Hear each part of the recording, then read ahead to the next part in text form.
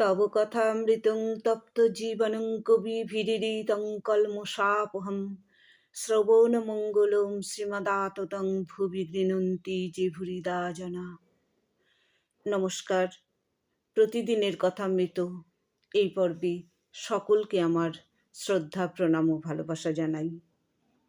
আজ কথামৃতের যে অংশ শুনব তা হচ্ছে ভগবান শ্রী রামকৃষ্ণদেব দক্ষিণেশ্বর মন্দিরে ভক্ত সঙ্গে বিরাজ করছেন। বৃহস্পতিবার ৯ই ভাদ্র ১২৮৯, শ্রাবণ শুক্লা দশমী তিথি ২৪শে আগস্ট ১৮৮২ খ্রিস্টাব্দ। আজকাল ঠাকুরের কাছে হাজরা মহাশয়, রামলাল, রাখাল প্রভৃতি থাকেন। শ্রীযুক্ত রামলাল ঠাকুরের ভ্রাতুষ্পুত্র, কালীবাড়িতে পুজো করেন। মাস্টার আসিয়া দেখিলেন উত্তর পূর্বের লম্বা বারান্দায় ঠাকুর হাজরার নিকট দাঁড়াইয়া কথা কইতেছেন। তিনি আসিয়া ভূমিষ্ঠ হইয়া ঠাকুরের শ্রীপাদপদ্ম বন্দনা করলেন। ঠাকুর সহাস্যবদন মাস্টারকে বলছেন, আর দুই একবার ঈশ্বর বিদ্যাসাগরকে দেখবার প্রয়োজন। চালচিত্র একবার মোটামুটি এঁকে নিয়ে তারপর বসে বসে রং ফলায়। প্রতিমা প্রথমে ১ মেটে, তারপর ২ মেটে, তারপর খড়ি, তারপর রং, পরে পরে করতে হয়। ঈশ্বর বিদ্যাসাগরের সব প্রস্তুত, কেবল চাপা আছে। কতকগুলো সৎ কাজ করছে, কিন্তু অন্তরে কি আছে তা জানে না। অন্তরে সোনা চাপা রয়েছে, অন্তরে ঈশ্বর আছেন। জানতে পারলে সব কাজ ছেড়ে ব্যাকুল হয়ে তাকে ডাকতে ইচ্ছা হয়। ঠাকুর মাস্টারের সঙ্গে দাঁড়াইয়া কথা কইতেছেন, আবার কখনো কখনো বারান্দায় বেড়াইতেছেন। ঠাকুর বলছেন, অন্তরে কি আছে জানবার জন্য একটু সাধন চাই। মাস্টার বললেন, সাধন কি বরাবর করতে হয়? ঠাকুর বললেন, না, প্রথমটা একটু উঠে পড়ে লাগতে হয়, তারপর আর বেশি পরিশ্রম করতে হবে না। যতক্ষণ ঢেউ, ঝড়, তুফান আর বাঁকের কাছ দিয়ে যেতে হয়, ততক্ষণ মাঝির দাঁড়িয়ে হাল ধরতে হয়। সেইটুকু পার হয়ে গেলে আর নয়। যদি বাঁক পার হলো আর অনুকূল হাওয়া হলো বইল, তখন মাঝি আরাম করে বসে হালে হাত ঠেকিয়ে রাখে। তারপর পাল টাঙাবার বন্দোবস্ত করে তামাক সাজতে বসে। কামিনী কাঞ্চনের ঝড় তুফানগুলো কাটিয়ে গেলে তখন শান্তি। কারুর কারুর যোগীর লক্ষণ দেখা যায়, কিন্তু তাদেরও সাবধান হওয়া উচিত।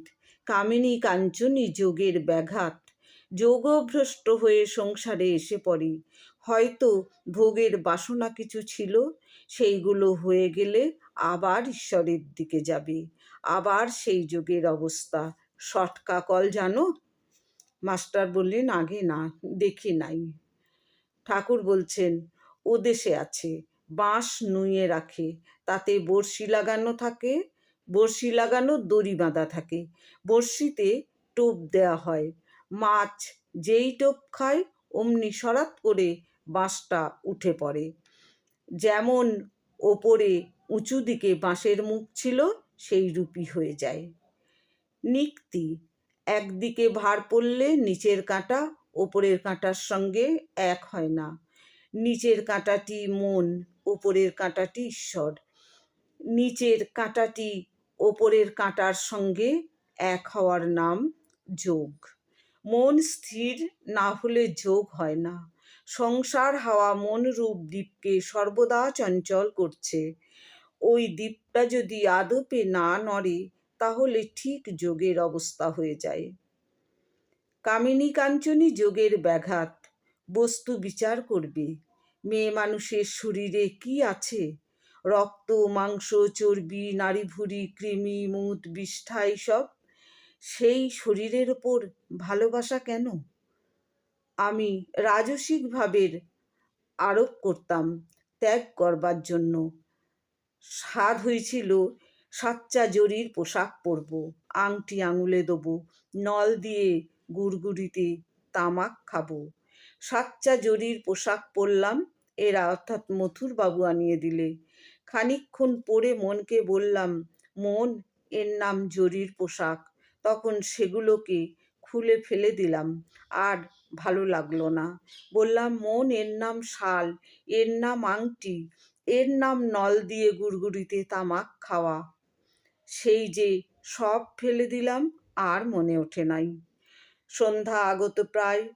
ঘরের দক্ষিণ পূর্বের বারান্দায় ঘরের দ্বারের কাছে ঠাকুর মণির সহিত নিভৃতে কথা কইতেছেন। ঠাকুর মণিকে বলছেন, যোগীর মন সর্বদাই ঈশ্বরেতে থাকে, সর্বদাই আত্মস্থ। চক্ষু ফেল ফেলে দেখলেই বোঝা যায়, যেমন পাখি ডিমে তা দিচ্ছে, সব মনটা সেই ডিমের দিকে, ওপরে নামমাত্র চেয়ে রয়েছে। আচ্ছা, আমায় সেই ছবি দেখাতে পারো? মণি বলেন, যে আগে আমি চেষ্টা করব, যদি কোথাও পাই।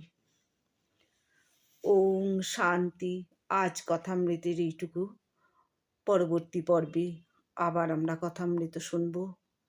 ঠাকুর, মা ও স্বামীজির শ্রীচরণে আমার আভূমি সাষ্টাঙ্গ প্রণাম। ঠাকুর, মা, স্বামীজির শ্রীচরণে প্রার্থনা, তাঁদের কৃপায় সকলের মঙ্গল হোক, সকলে শান্তি লাভ করুক, আনন্দ লাভ করুক। ওম শান্তি।